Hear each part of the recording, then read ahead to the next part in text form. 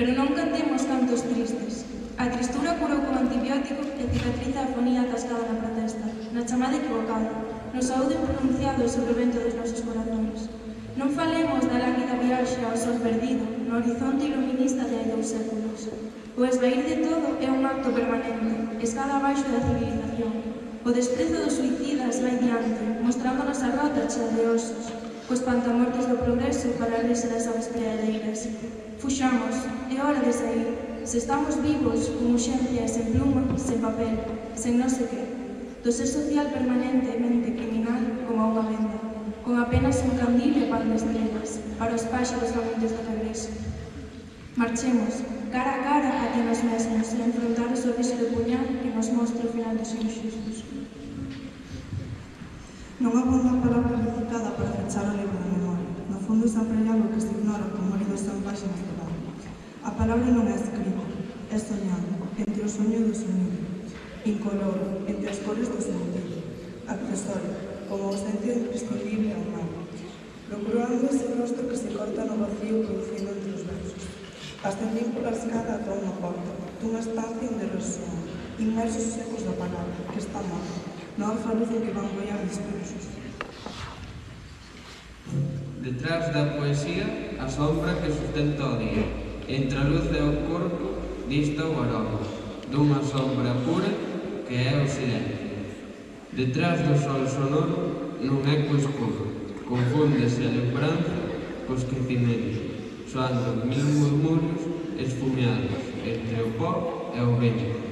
Detrás da poesía, a ausencia que sustenta a vida. Entender ou viver?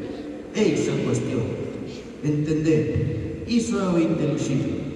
A vida non é máis que un substantivo, como a hora, o día, a man e a calavera. Pero hai algo máis, irreductible, un tropeleo de masas que se agitan. Ben pode ser o meu sangue polas veas, multiplicándose por algo que se escapa. O substantivo vai ser verbo, desde a orixe do mundo ante nós mesmos, únicamente un transcurrir inatingible. E, ao final, a oscuridade indefinida. Só nos queda loitar contra o cansazo, porque dormir non é xogar, tal vez morrer. Ese é o incompinte.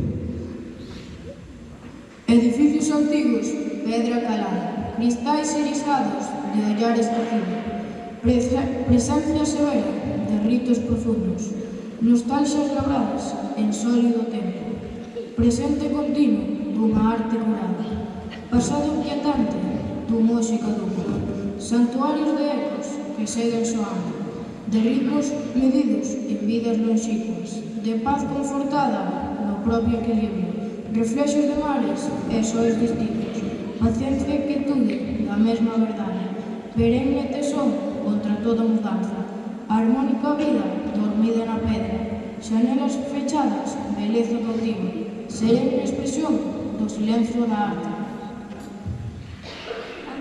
Cantos partes de min van caendo por diante, quen de min cae detrás de cada verso, se non veño de min e se ir antes de min, tamén son eu que me procedo.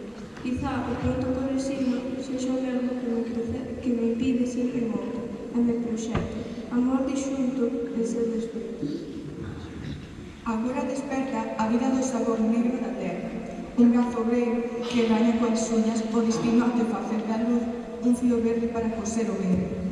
E o brazo aflora a parte vertical como un humano, deus do humus, vestido de montaña a combater o mundo, ata encontrar o cantado que os dedos unidos pronuncian as vidas das estrelas. O canto cantado son un camiño interior mexido ao vento cantado en contrapunto dos elementos, síntese coral da vida suspensa en gotas como flota de ouro que xamais chega a caer.